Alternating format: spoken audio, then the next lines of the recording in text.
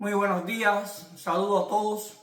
Ya hoy 30 de diciembre, finalizando el año 2024, quiero dar a conocer la posición de nuestra organización con respecto a las estrategias en las que debe enfocarse la nueva administración norteamericana con respecto a Cuba, principalmente Donald Trump y Marco Rubio. Y dice así: Centro de Estudio para la Democracia Proactiva José Ignacio García Hamilton. Iniciativa para el reemplazo político en Cuba.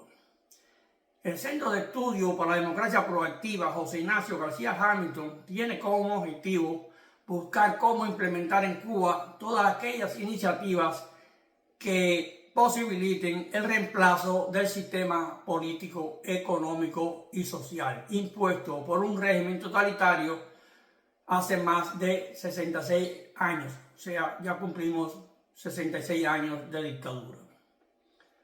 Nuestro centro de estudio, fundado en el 2010, ha trabajado en distintos proyectos para enrumbar a nuestro país en un proceso democrático de origen y en funciones.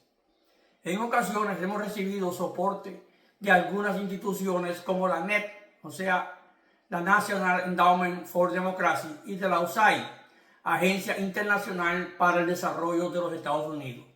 Pero el mayor tiempo hemos desarrollado nuestras operaciones con recursos propios de sus miembros. El Centro de Estudio José Ignacio García Hamilton mantiene una filial operativa en Cuba que se encarga de implementar en el terreno las iniciativas de nuestra institución, como es el caso del proceso de institucionalización de la oposición en Cuba. Nuestra visión es que el proceso de reemplazo del sistema político, económico y social impuesto por el régimen Castro-Canel debe pasar por la implementación de un proceso de restauración institucional bajo las normas internacionales.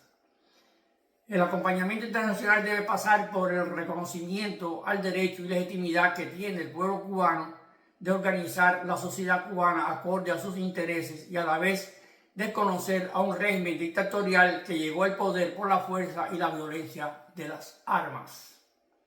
Se tiene como precedente el desconocimiento al gobierno de Nicolás Maduro.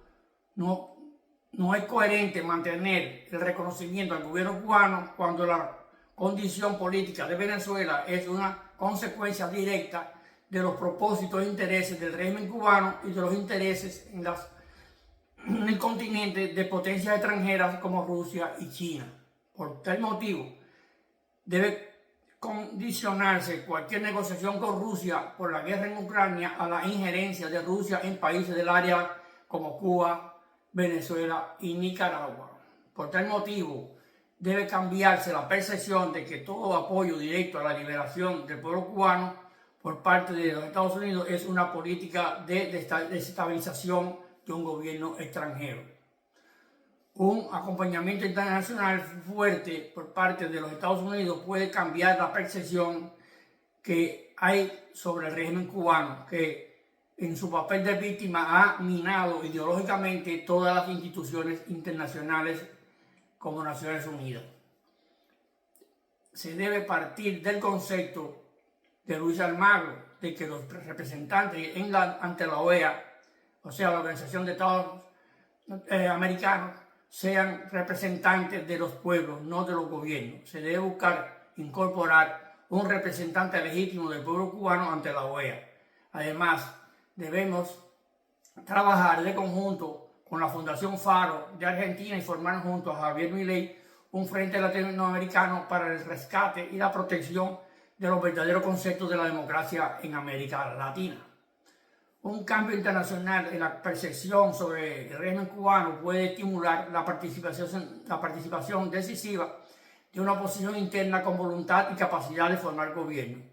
Una oposición que por demás necesita los recursos necesarios para vertebrarse. Por tanto, debe revisarse bajo qué conceptos se entregan más de 5 millones de dólares anuales para la causa cubana sin resultado alguno. También debe buscarse los mecanismos para limitar la fuente de financiamiento del régimen cubano, como sería sustituir la red de comunicación actual por la cual el régimen recibe millones de dólares por el concepto de recargas telefónicas. Una red de internet alternativa acabaría con esa fuente de financiamiento y aportaría ventajas en la libre comunicación. Son muchas las alternativas que se pudieran evaluar, por lo que debe ser un trabajo de coordinación permanente con las fuerzas activas por el cambio en Cuba. Atentamente, Centro de Estudios para la Democracia Proactiva, José Ignacio García Hamilton. Hasta aquí el texto de nuestro comunicado, pero es bueno abundar sobre nuestro planteamiento porque nos preocupa que la próxima administración se enfoque y desgaste en medidas que no van a dar los resultados deseados, como son la persecución de las remesas, los viajes a Cuba y el envío de paquetería. Las medidas para Cuba deben enfocarse en operaciones que vayan directamente contra el régimen y dedicar los recursos existentes para proyectos que consoliden el proceso de transición política a la democracia en Cuba y eliminar todos aquellos proyectos que están dilapidando más de 25 millones de dólares al año sin resultado alguno. Un ejemplo es Radio Martí, que ni hay interés de la audiencia en Cuba, ni la logística para escucharla, no hay radios en Cuba casi, ni batería, ni electricidad, y por demás, la misma política de Estados Unidos impide que esa radio tuviera un mayor impacto y protagonismo en Cuba. En Radio Martí hay una política de que no se puede, dicen ellos, al régimen no se le puede,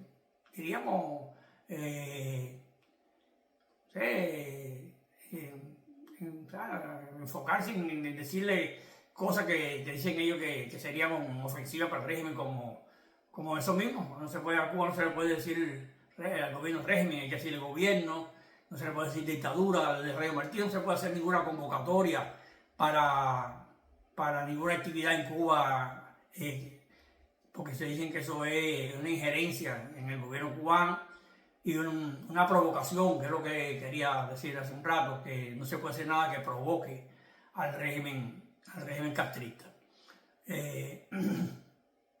Entonces, bueno, pues también hay que buscar,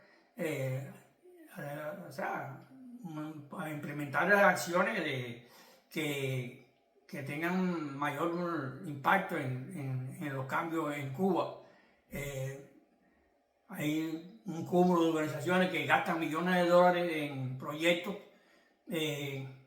que no tienen ningún impacto en Cuba. Y eso hay que resolverlo. Lo mismo Radio Martí tiene un presupuesto de más de 20 millones al año que prácticamente no tiene ningún objetivo en nuestra causa. Así que hasta aquí el video de hoy y nos vemos en los próximos.